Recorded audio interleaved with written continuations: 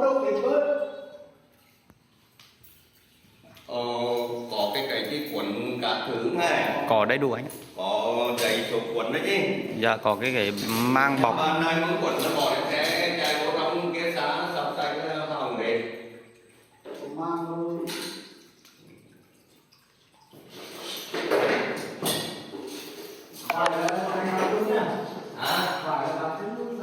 Tháo vải chứ. Thảo vài cho Thảo- thôi, chứ Thảo. phải là sử dụng ngoài cái sản nó chỉ chứ cái vải này 2 triệu rưỡi nó mấy triệu đấy. Tháo vải.